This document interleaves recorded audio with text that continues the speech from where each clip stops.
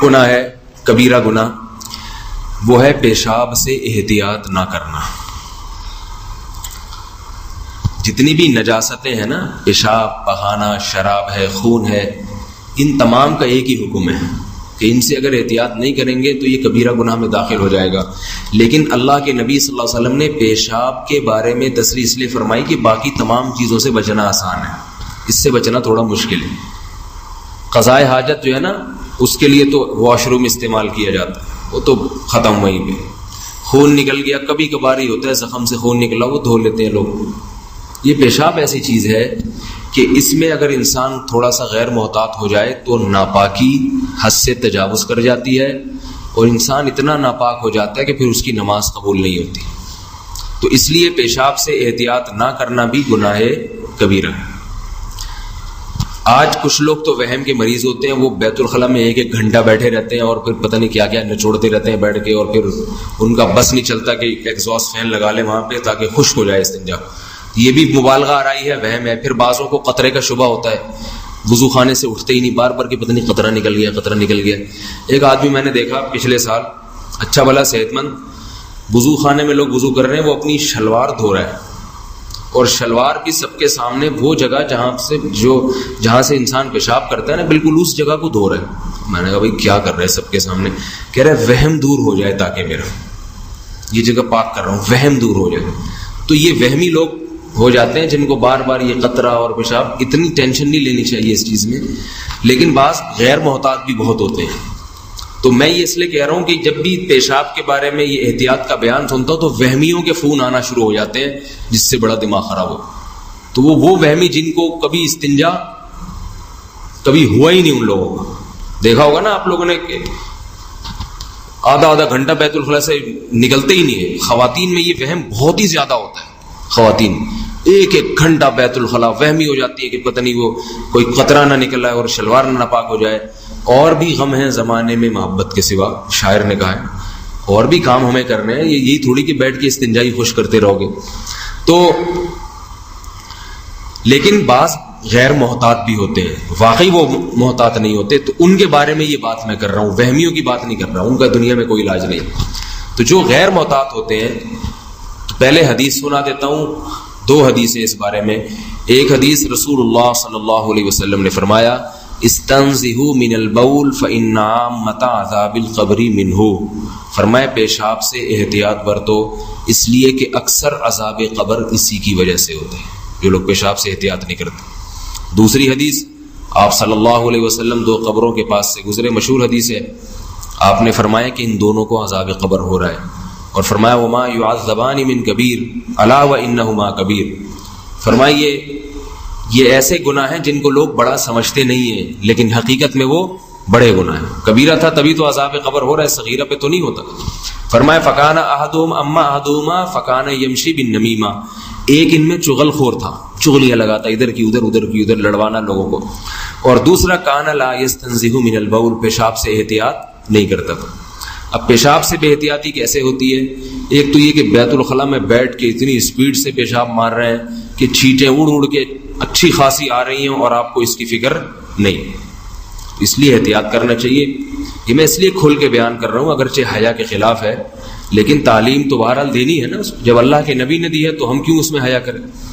تو اس میں یہ ہے کہ بیت الخلاء میں احتیاط سے پیشاب کرے انسان۔ پھر بھی اگر کوئی چھینٹ پڑ جاتی ہے وہ معاف ہے، کیونکہ یہ چھینٹوں کا مسئلہ ایسا ہے کہ اس سے 100% بچنا ممکن نہیں ہے۔ بعض لوگ اس میں وہمی ہو جائیں گے، وہ چھینٹ ہی پتہ نہیں پڑ گئی اور اسی میں لوٹے کے لوٹے بہاتے چلے جاتے ہیں، پھر لوٹے کی چھینٹ نہ پڑ جائے، پھر ان کو یہ وہم ہوتا ہے۔ اب کہیں چھینٹ پڑ گئی، پانی ڈالا تو بھی یہ کہ پانی جب فلش پہ لگا ہے تو پھر اس کی بھی تو چھینٹ پڑ گئی ہوگی۔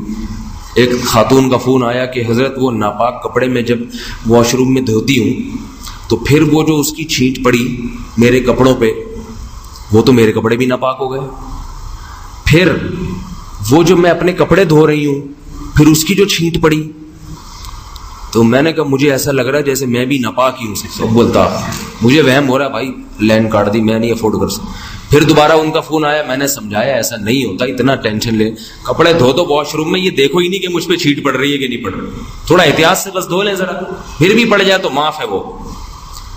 تو پھر میں نے کسی اور کا نمبر دے دیا. میں نے کہا وہ مجھ سے بڑے مفتی ہیں, ان سے پوچھا کرو.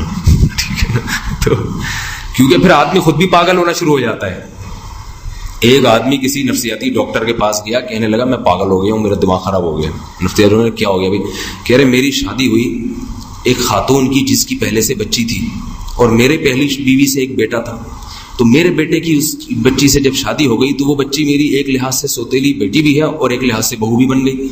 پھر جب اس کے بچے ہوئے تو اب اس لحاظ سے دیکھا جائے تو وہ میرا بھتیجا ہے, لیکن اس لحاظ سے دیکھا جائے کہ وہ جو ہے میری بہو کا بچہ ہے تو وہ میرا پوتا ہے, نواسا ہے. پھر جب اس کی شادی میں نے اپنے کزن سے کی تو پھر اس کے جب بچے ہوئے تو اس لحاظ سے تو وہ میرے وہ لگا. تو تھوڑی دیر میں ڈاکٹر خدا کے لیے بھاگ جا, میں پاگل ہو گیا ہوں, خدا کے لیے بھاگ جا, مجھے 4 گولیاں مجھے کھانی پڑ جائے گی. بھائی تو کیا بات کر رہے, چھوڑ, کون تیرا کیا لگ رہا ہے, کیا لگ رہا ہے, چھوڑ بھاڑ میں ایسے کی تیسے. تو وہمیوں کے جب فون آتے ہیں نا, ایک آدمی نے بیت الخلا سے فون کیا مجھے, غسل خانے سے, واش روم سے سوری. کہہ رہے میں نہا رہا ہوں, مجھ پہ رات غسل فرض ہو گیا تھا, مولوی صاحب تسلی نہیں ہو رہی, مجھے شبہ ہے میری جگہ کوئی خوش نہ رہے.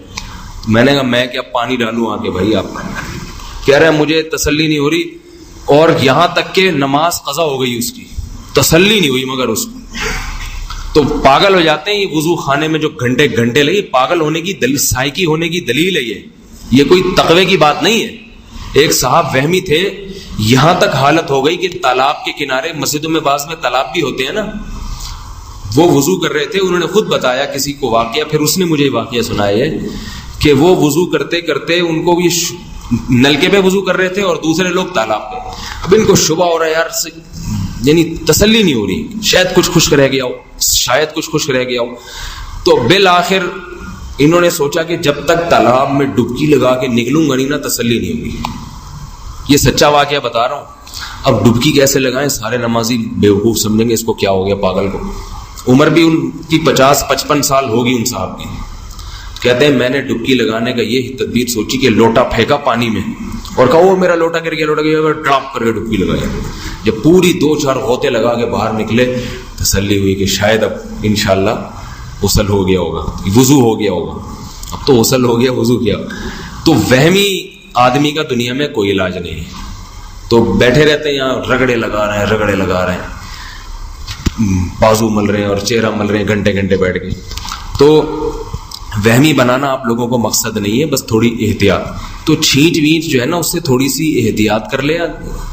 پھر بھی اگر کوئی باریک چھینٹیں پڑ جائیں تو وہ کیا ہیں, کیونکہ ما جعل علیکم فی الدین من حرج. ایک بہت بڑے تابعی تھے, غالباً امام زین العابدین رحمہ اللہ تعالیٰ کا واقعہ ہے کہ انہوں نے جب احادیث سنی کہ پیشاب سے احتیاط برتو, تو انہوں نے یہ کیا کہ ایک شیشے کی بوتل رکھ لی کہ بھائی شیشے کی بوتل میں پیشاب کروں گا تاکہ چھینٹ ہی نہ پڑے. تو بعد میں انہوں نے کسی نے ان کو تنبیہ کی کہ بھائی آپ یہ کیا کر رہے ہیں. ان کو احساس, انہوں نے فرمایا کہ لم یفعل ھذا من هو خیر منی, کہ یہ کام جو مجھ سے بہتر تھے, جو زیادہ متقی تھے, محمد صلی اللہ علیہ وسلم, جب انہوں نے نہیں کیا تو میں اگر کر رہا ہوں تو یہ شریعت پہ مبالغہ آرائی ہو رہی ہے, مبالغہ ہو رہا ہے. جیسے نارمل لوگ پیشاب کرتے اسی طرح کر لیا کرو, بس تھوڑی احتیاط کرو, کسی پتھر پہ نہ ہو ایسے ڈائریکٹ کہ چھینٹے ایک دم اڑے, تھوڑی احتیاط کر لو, کوئی نرم زمین تلاش کر لے یا کوئی ڈھلان تلاش کر لے, کوئی ایسا حساب کتاب. تو انہوں نے اتنی احتیاط کی, مگر پھر اس کو کیوں چھوڑ دیا کہ یہ احتیاط تو نبی نے نہیں کی.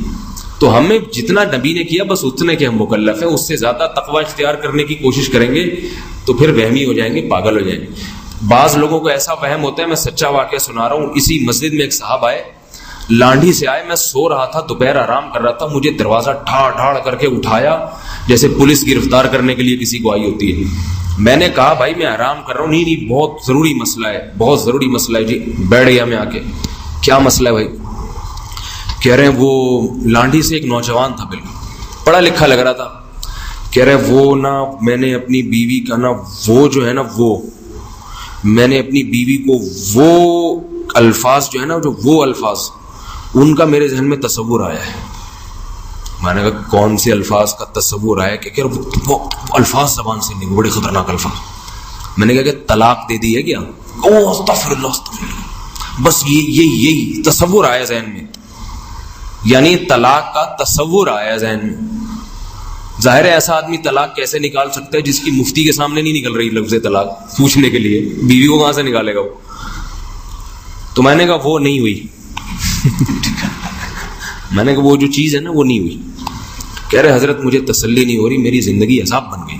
بار بار میرے دماغ میں طلاق کا تصور آتا ہے, مجھے ڈر لگتا ہے زبان سے نہ نکل جائے, اور اتنا گہرا تصور آتا ہے کہ مجھے لگتا ہے کہیں ہو ہی نہ گئی ہے.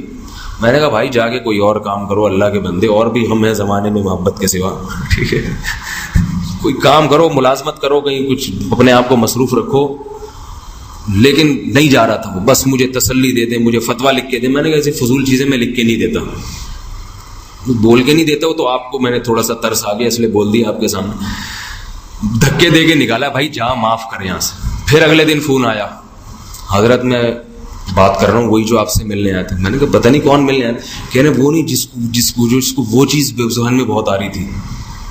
تو کہہ رہے, میں نے کہا اچھا سمجھ گیا, آپ وہی ہیں جن کے ذہن میں وہ چیز. کہہ رہے ہاں وہ چیز پھر آ رہی ہے, مجھے ڈر ہے کہیں طلاق تو نہیں ہو گئی, یعنی وہ چیز تو نہیں ہو گئی, طلاق تو کہاں کہتا وہ. میں نے کہا آپ کی وہ چیز نہیں ہو سکتی بھائی, آپ زبان سے بھی نکال دو, نہیں ہوگی. حالانکہ زبان سے نکالنے سے ہو جاتی ہے, لیکن وہم کے علاج کے لیے نا ان لوگوں کو تھوڑا مبالغہ آرائی کر کے جواب دینا پڑتا ہے. جیسے ایک صاحب یہاں, ان کے وضو میں ان کو بار بار شبہ کہ میرا وضو تو نہیں ٹوٹ گیا بار بار. تو میں نے کہا تمہارا وضو نہیں ٹوٹ سکتا, تم کچھ بھی کر لو. میں نے کہا بھائی تمہارا میں گارنٹی لے رہا ہوں, تمہارا جس دن ٹوٹا نا میرا گریبان, میں نے کہا تم بیت الخلاء میں بیٹھ کر آؤ گے پھر بھی نہیں ٹوٹے گا, جاؤ. یہ علاج ہوتا ہے, اس کا مطلب یہ نہیں کہ غلط مسئلہ. میں نے کہا بھائی تمہارا سب کا ٹوٹ جائے گا. میں نے کہا تمہارا وضو کے علاوہ تمہاری ہر چیز ٹوٹ سکتی ہے, وضو نہیں ٹوٹے گا. تو ہڈی ٹوٹ سکتی ہے, کھوپڑی ٹوٹ سکتی ہے, تمہاری گردن ٹوٹ سکتی ہے. وضو جس دن تمہارا ٹوٹ گیا, قیامت کے دن تم میرا گریبان پکڑنا کہ مولوی صاحب نے کہا تھا نہیں ٹوٹے گا, اور یہ ٹوٹ کیسے گی. پھر جو ہے نا تھوڑی سی شیٹنگ پہ آیا وہ. تو وہم نہ ہو جائے. طہارت کے جب بھی مسائل بتاتا ہوں ڈر لگتا ہے وہمی نہ بن جائے, غسل خانوں سے فون نہ کرنا شروع کر دیں, واش روموں سے فون نہ آنا شروع ہو جائے. تو بس صرف یہ بتانا ہے کہ ذرا احتیاط کریں. اور ایک اہم چیز احتیاط میں یہ ہے کہ خواتین کو یہ بات سمجھائیں کہ بچے جو پیشاب کرتے ہیں گھروں میں, جو اصل بات میں کہنا چاہ رہا تھا, جہاں زیادہ بے احتیاطی ہوتی ہے, آج خواتین اس معاملے میں بہت سست ہو گئی ہیں.